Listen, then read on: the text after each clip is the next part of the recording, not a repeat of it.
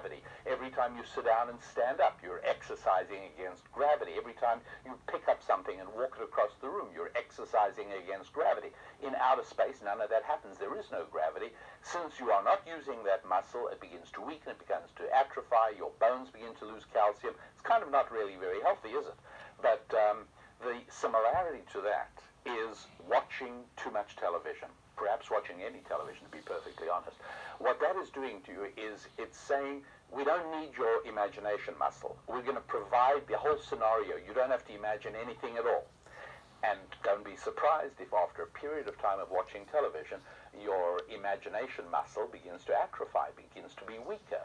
And it's hard to notice at first, but after a period of time, particularly, you will notice, particularly with young people who've spent an awful lot of their youth watching television, their capacity to imagine is dramatically diminished. And it really needs to be worked on and redeveloped, because in order to create, in economic terms, you absolutely need a vibrant, living, effective imagination. And that is something that we really need to be aware of. We do need to diminish the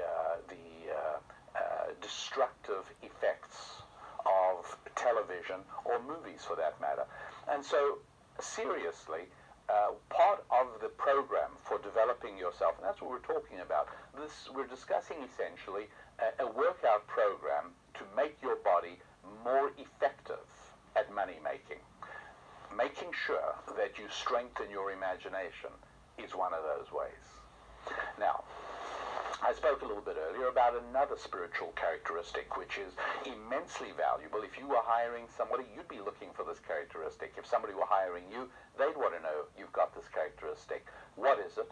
It's the characteristic of optimism. Incredibly important. So important, in fact, that MetLife, the insurance company, did a famous study back in the 80s. Famous study, easily found information on this, where, as you know, MetLife would hire thousands of agents every year, and it was a very costly process because the dropout rate was very high. People who thought they would be able to sell insurance, and as time went by, were not good at it, became discouraged, and left. And MetLife used to always test for academic record. They used to hire people with good college degrees. They used to hire people with experience in sales. And they were persuaded by a group of researchers to try and identify applicants who possessed optimism. And they tried to design tests, and they came up with some tests which at least gave you a chance of spotting optimism. And what they said to MetLife was, divide this year's intake of new agents into half. Half of them hire according to your old criteria, whatever you used to use. Half of them forget your old criteria, forget academic degrees, forget sales experience, focus only on optimism and hire for optimism. Well, you won't be surprised to hear that the success rate and the retention rate and the rate at which the applicants and the agents prospered was 3 or 4 times higher, much, much higher among those who exhibited optimism than among those who had the conventional characteristics. From that day to this, MetLife and other insurance companies, surreptitiously sometimes, openly at other times, are measuring for optimism because they've recognized that in business, optimism is one of the most valuable attributes. Optimism is spiritual. So you need to work on your optimism. Now, it's very difficult because I know as well as you do that there are times you just start up in the middle of, at the beginning of the day, and you're feeling down and you're just feeling gloomy and you just feel nothing's going to go right. And sure enough, when you go into situations with that mindset, guess what happens? Nothing does go right. It never works well. And so if you at that point could take a tablet, an optimism tablet, wouldn't you do it? Wouldn't you love there to be some optimism tablet so that the next phone call you made, you just sounded so optimistic and you oozed such optimism that you in fact brought about the desired result? I mean, you'd pay almost anything for an optimism tablet, wouldn't you? Well, I have the optimism tablet for you. Remember I told you everything we're talking about is spiritual. And if they're spiritual, then Scripture and ancient Jewish wisdom has the answer. That is an answer that Jews have used for centuries under all kinds of circumstances to prosper. One of the most important principles and timeless truths that Jews have employed effectively is the ability to be optimistic all the time, or almost all the time. Sometimes you can't. So what is the optimism tablet? The optimism tablet is gratitude. That's right.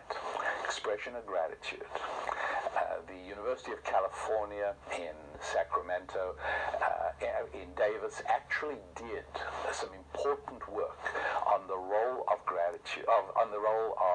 gratitude, being the key to optimism. And so when I read that research, I was unbelievable. Ancient Jewish wisdom knew this 2,000 years ago already, and now it's being understood. Finally, everybody's getting this. The key to optimism is gratitude. And something that I am going to now commend seriously to your attention is to have a private journal. You're going to be using it for a number of different purposes, but this is a journal that at the start of every day, you're going to take for yourself 10 minutes, at most, maybe 5 minutes. It's really easy to do. Get yourself somewhere private. Don't do it while you're driving, certainly not while you've got any radio or television on. Just put yourself in a quiet room, put the date down, and write down 5 things for which you are profoundly grateful. And you know what? However difficult your life is at any particular moment, I bet that if you took 5 minutes, you would come up with 5 things that you can honestly say, I am deeply grateful for those things. These 5. You cannot imagine how effective that is in shaping your entire day. And the study from the University of California at Davis I was alluding to actually identified the extent to which people's health, mood, effectiveness at work all skyrocketed if they started the day doing that which ancient Jewish wisdom has been recommending for 2,000 years. Start your day, not by thinking, but by writing down 5 things for which you are grateful. Tomorrow morning, try and think